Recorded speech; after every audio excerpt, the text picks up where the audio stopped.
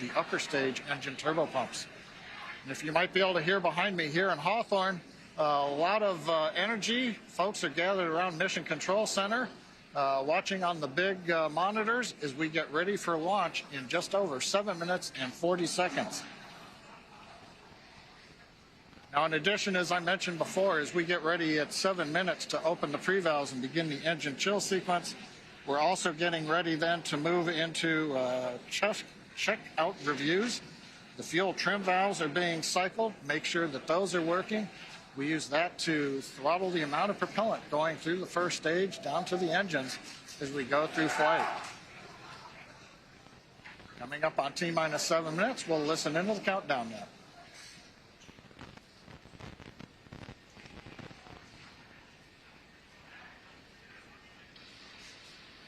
Stage 1 engine chill has begun.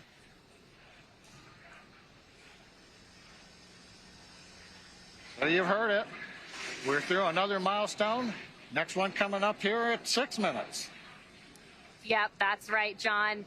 And that RP1 kerosene is filling that second stage. We're anticipating a little longer for that first stage to be completely filled with that RP1 refined kerosene.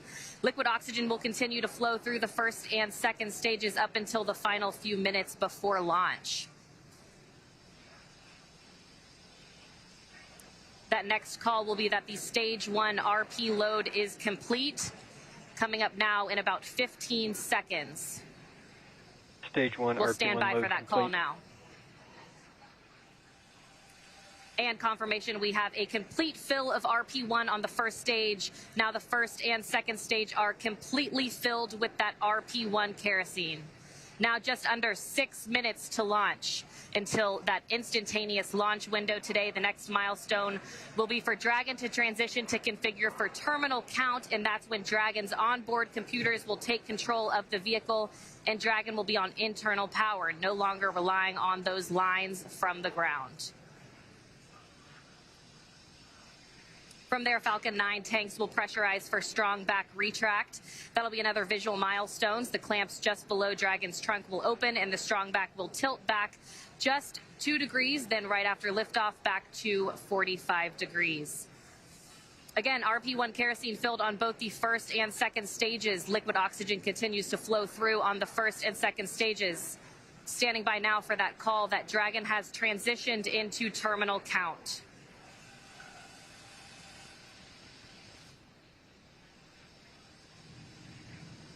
Dragon isn't configured for terminal count. Falcon 9 propellant tanks are pressurizing for strong back retract. All right, John, some good calls. Dragon is now on internal power, and Falcon 9 propellant tanks are pressurizing for strong back retract. Yes, thanks, Courtney. What we're waiting here now is the call out for strong back is retracting. This will be a 2-step process. First, we'll spend about half a minute opening up the arms that clamp around the second stage. And there's the call out that the sequence has begun. So we'll slowly open up the arms around the second stage. We might get a view if we've got a close-up of the camera. Then once the arms are open, the strong back alongside Falcon 9 will retract about 2 degrees away from the rocket. It'll stay there all the way through liftoff, and then, as Courtney mentioned, at liftoff, hydraulics will then pull it down to about a 45-degree position above ground, and that'll give us the final clearance. It's that strong back right now that is providing the liquids, the gas connections, the electrical connections to the launch vehicle, especially the second stage.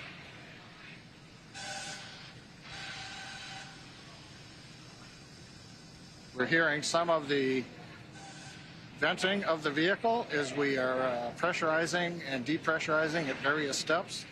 As we get ready, you'll see a burst of depressurization there on the second stage.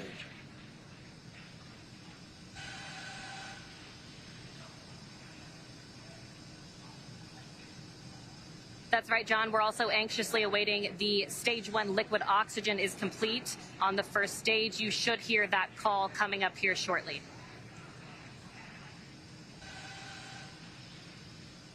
Stage 1 LOX load complete.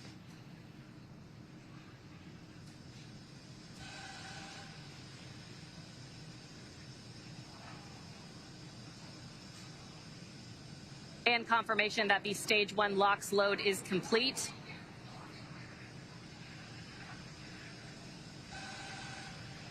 Right now, LOX is going to continue loading on second stage. That'll wrap up at T-minus 2 minutes. Dragon's gone internal power. Again, at T-minus 2 minutes, we'll finish liquid oxygen loading. And then a typical event, we will drain the propellant lines that go along the strong back, and we'll typically get a large cloud of condensation at about 90 seconds before launch as we see the propellants come back down off of the strong back to prepare for liftoff.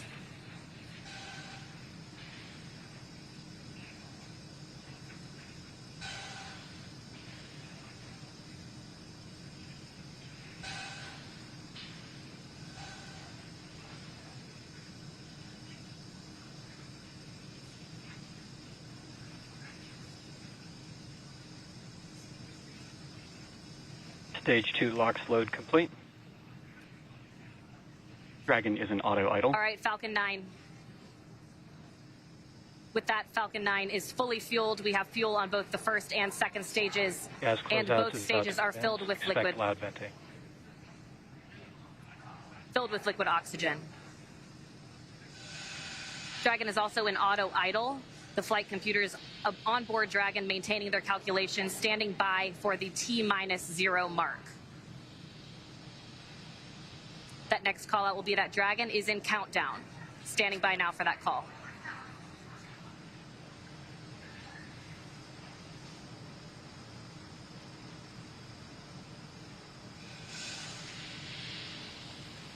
FTS is armed, Falcon 9 is in startup, and is now controlling.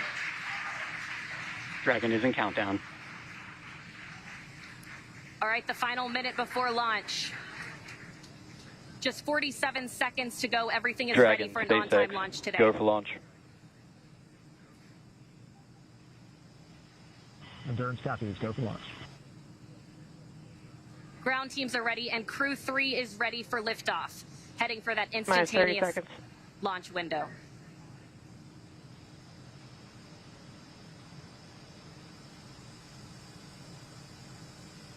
"20 seconds to liftoff. T-minus 15 seconds. 10, 9, 8, 7, 6, 5, 4, 3, 2, 1, 0. Ignition. And liftoff. God. Free.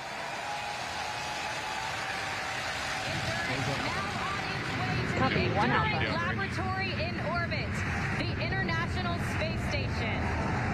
Vehicle is pitching downrange. Stage 1 propulsion is nominal. And that's the call we want to hear. Good performance on that first stage so far. T-plus 30 seconds. Falcon 9 powered by 9 Merlin 1Gs. Pushing Dragon into low Earth orbit on the way to the International Space Station. Power and telemetry nominal. Stage 1 throttle down. And we're into the throttle bucket in preparation for max Q.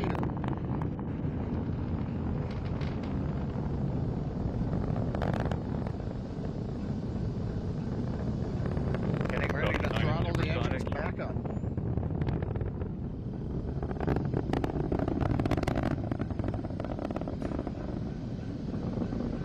Stage 1 throttle up. Execute.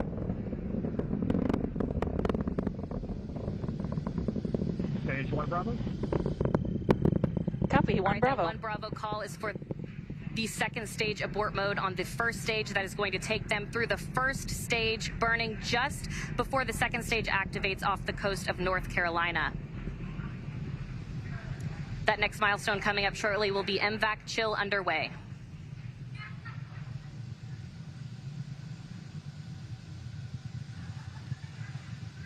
MVAC chill underway.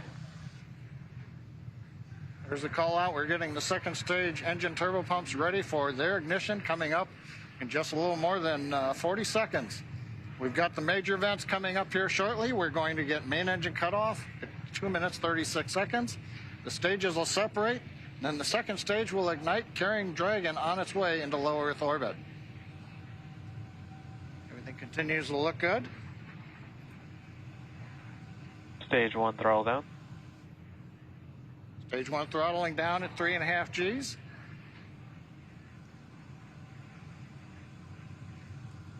Getting ready for MECO.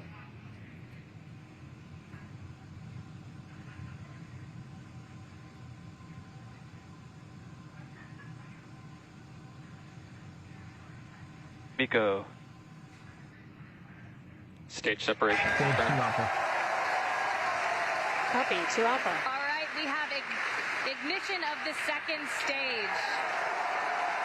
And you saw that green flash Good, of that ignition. T-Teb fluid. And Crew-3 is now on their way to the International Space Station.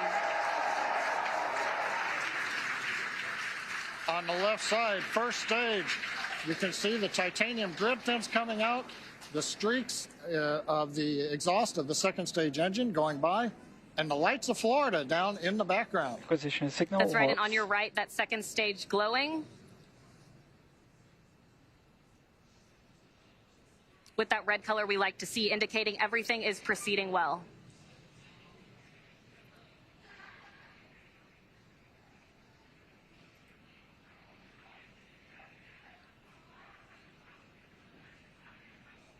Now 3 minutes and 40 seconds into flight. Everything's still on track. Acquisition of signal Bermuda. Dragon, SpaceX, trajectory And that nominal. Call out of acquisition of Endurance signal copy. Bermuda. That just means the Bermuda ground station has the signals from the second stage of Dragon and Falcon 9. Now, currently on the first stage, we are coasting to apogee, beginning a slow 180-degree pitch, so that when the vehicle comes back through the atmosphere, the engines are pointed down towards the drone ship when we do the relight. Relight for the entry burn will come at T plus 7 minutes and 30 seconds, 3 minutes from now. Currently, the first stage about 166 kilometers up, continuing to coast to apogee for another brief period.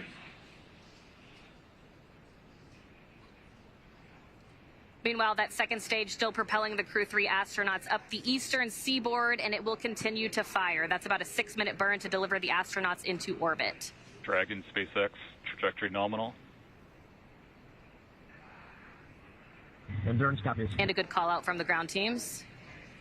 I always love to hear trajectory nominal, and the crew gets to hear it too on the call-out. Acquisition of signal New Hampshire. And the New Hampshire tracking station has acquired the telemetry signal.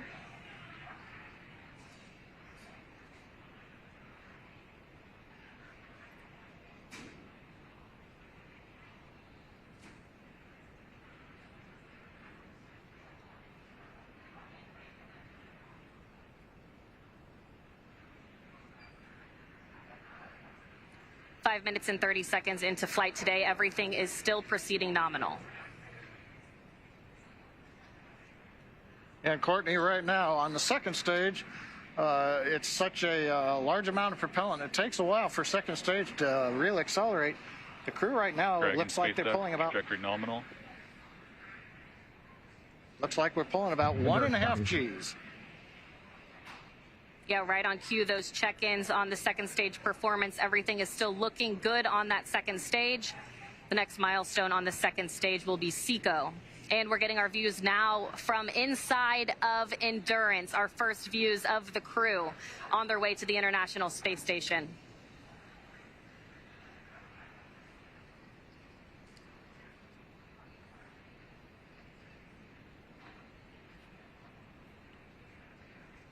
We're 1 minute away from entry burn of the first stage.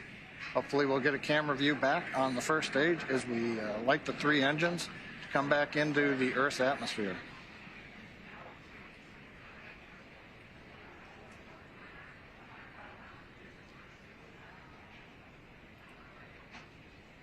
Dragon, SpaceX, trajectory nominal. Endurance copies. Another good check-in with the crew, confirming everything is still looking good so far on both ends.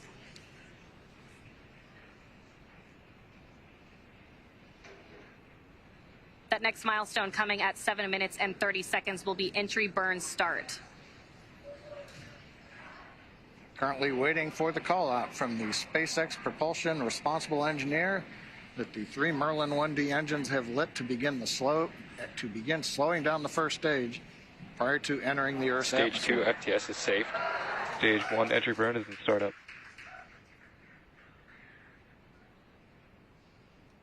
We've heard stage 1 entry burn is startup. We've lit the center engine. We've got the 2 side engines, 3 engines running. This is a 27-second burn.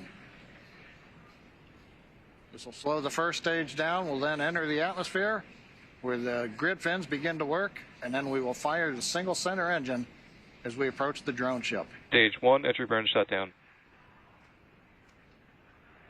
Confirmation entry burn shutdown. And meanwhile, that second stage is less than a minute away from cutoff.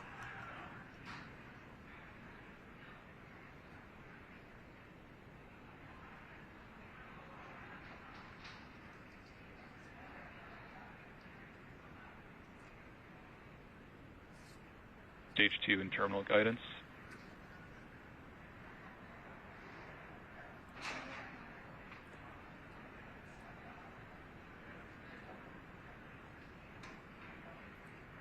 Shannon.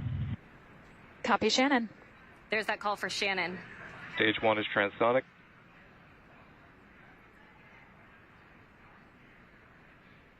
Stage 1 decelerating as we prepare for entry burn, but our attention is right now looking at stage 2 as we get And ready back for shutdown. shutdown.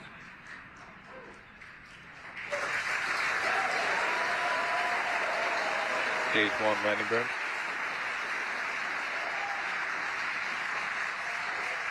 Dragon SpaceX, nominal orbit insertion.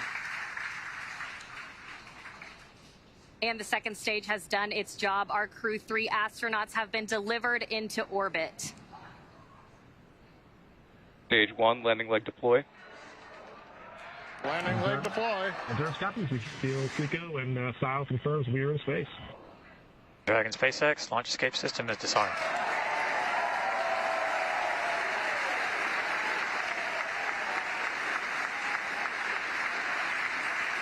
Endurance copies. Stage 1 landing is confirmed. And we've heard the call out. Stage 1 landing is confirmed. Loss of signal Cape and acquisition of signal Newfoundland. Some great call outs. That next milestone is spacecraft separation around 12 minutes into flight.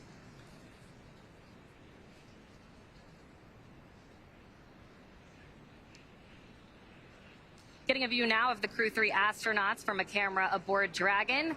The crew now coasting in low Earth orbit, still attached to that second stage.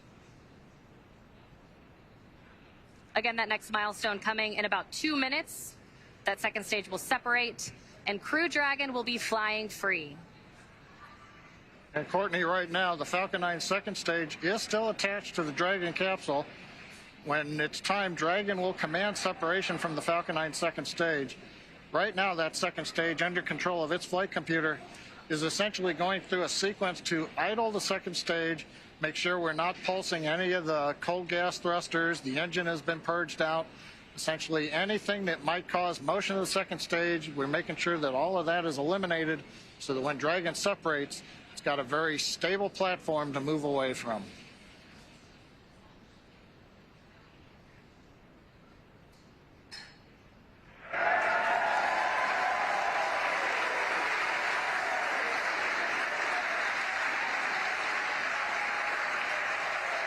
I believe the cheering in the background, they're getting video back of Falcon 9 first stage on drone ship as we get ready for Dragon separation.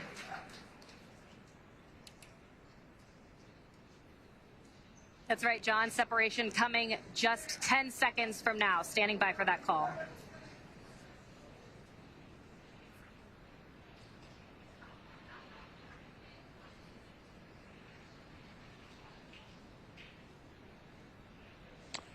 Expected loss of signal, Wallops.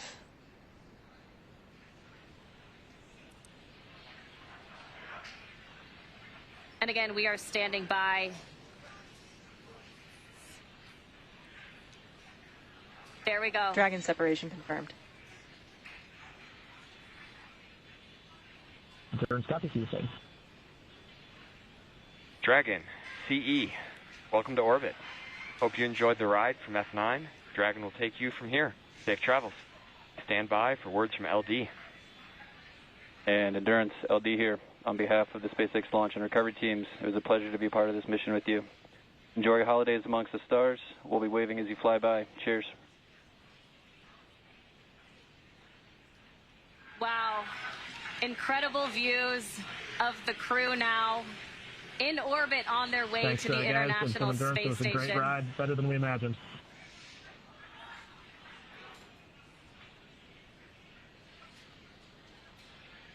And some final words from the crew as well. There they are, our Crew-3 astronauts, now in orbit. That next milestone will be the deployment of the nose cone. That'll be about a 5-minute process. It'll expose those forward bulkhead Dracos and will prepare them for checkouts as well. Courtney, watching them in zero-G right now, working their displays, it looks so easy, but we had the benefit of watching the launch team, the spacecraft team, the NASA team, everybody working here for the last weeks, working through this, and it's good to see it come out looking just so easy right now. Yep, it's been a long time coming, and we're so excited to see them in orbit.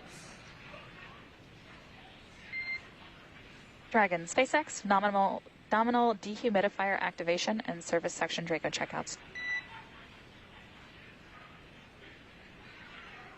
Endurance copy, VCSA will be opening visor slowly. Well, it was a beautiful launch from here at Hawthorne headquarters, at SpaceX headquarters here in Hawthorne. I can't imagine how the launch looked from over at Kennedy Space Center. Yeah, pretty incredible launch. We also got to see their zero-G indicator on the screen. It looked like a little turtle, so I'd love to hear the story behind that.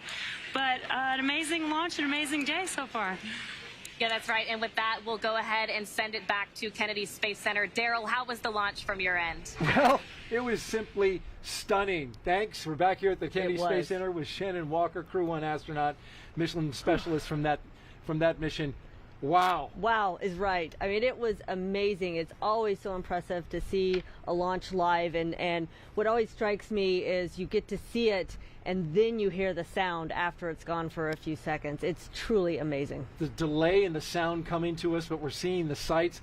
And when it lifted off, there was that low cloud deck. Yes. So it like lit up the clouds, it lit up the ground. It was one of the most impressive launches I have seen. And that rumble was probably one of the loudest I've heard. I don't know how to explain that. I don't either. I mean, it seemed louder to me than most launches, and it was really rattling this whole setup where we are here. Just a boom, and then we saw the zero-G indicator. Yep. A turtle. A turtle, of course, because there's turtles on board. 2 turtles on board, and of course they had to convince the other 2 astronauts to let them do turtle, right? Right. And apparently they did. I don't know who won that arm wrestle, but I guess it was the turtles. It was the turtles. All right, we're joined now by Frank Davina, ESA's program manager for the International Space Station. Thank you very much for joining us, and congratulations. Yeah, good evening. Yes, indeed, beautiful launch. We have our second astronaut flying on Crew Dragon after Thomas that just returned last night. That was in Cologne. Welcoming him in Cologne after his space mission, and now I'm here to see off Matthias. It's great times for the European Space Agency. What a turnaround that must have been to be in Cologne, there with Thomas, coming back, and literally just days later seeing off one of your ESA astronauts, Matthias Maurer. Yeah, it's a great time for us because we have 2 astronauts back to back, and we will also have Samantha Cristoforetti that will fly in April next year. So for the first time, we will have for 1.5 years permanently ESA astronauts on board of the space station. So it also shows that ESA is really stepping up to the game. We are more and more engaged in the ISS, but also in the lunar program with our NASA colleagues in the Gateway. we will have 3 astronauts flying to the Gateway before the end of this decade. We are doing a new astronaut selection, so exploration is really also taking off in Europe. And how did you enjoy the launch? Were you watching from the 5th floor of the Operations Support Building? No, I was actually in the LCC. Oh, and, wow. So I was able to go outside and go on the staircase on the outside on the fifth floor there or something like that. It's really amazing. Like you said, you see the light and then the sound, and you're really on the stairs there. You feel everything rumbling. So it's a really amazing launch. Now, you two are familiar with each other, Shannon Walker and Frank DeVinna. Yeah. Yep. Explain that. Well, we have a common job, and so American astronauts work with these astronauts, and so we actually go way back. Yeah, we go way back because we were together in training actually. When I was doing my mission in 2009, Shannon was also in training on Soyuz. So That's right. Indeed, we go way back, and we have worked a lot together. So tell me, did you get a chance to talk with Matthias before, in the days leading up to launch? Yes, I talked a couple of times with him, not as much as I would have wanted because, again, the launch was a little bit delayed and I had to be back in Europe welcoming Thomas, but I think he's very motivated, of course. It's his first flight. It's always like this. Of course, also a little bit curious what's going to happen because it's different. A second flight and a first flight is totally different. At least for me it was, because you go into the unknown, and it's always a little bit scary to go into the unknown. You know that the people expect a lot of you. Matthias has a whole science program, not only an ESA science program, but also for the benefit of NASA, JAXA, and of course every astronaut wants to perform to the best of his abilities, and of course that also brings these thoughts with him. But I told him that he was excellent in training, and I'm sure that he will do a great mission as well. ESA Program Manager for the International Space Station, Frank DeVinna, thanks for joining us in the post-launch interview. We really appreciate it, and congratulations. Thank you very much. All right, let's send it over to Marie Lewis at the Operations and Support Building with another guest. Thank you, Daryl. I'm here with NASA Associate Administrator Bob Cabana. This is your first crew launch officially as Associate Administrator. How was the launch tonight for you? Oh, it was fantastic, Marie. What a beautiful evening for a launch. You know, it's like I tell folks, don't take pictures, experience it. And it was another great experience seeing those 4 guys take off into space on top of that Falcon 9 on that Dragon. How amazing. What a great partnership we have with SpaceX to enable that. I couldn't be more proud of our team in what we've accomplished. And we now officially have more than 600 people who have been to space. Matthias was number 600, Kayla Barron is number 601. What do you think about the trajectory that we're on for human spaceflight going forward? Well, it's absolutely outstanding. You know, what we want to do is enable a commercial economy in low Earth orbit so that we can focus on that really hard job of exploring beyond our home planet, going to the moon to learn what we need, going to the moon in a sustainable way so that we can learn what we need to go on to Mars eventually, establishing that presence in our solar system beyond our home planet. And to do that, we want to commercialize low Earth orbit and get as many folks as we can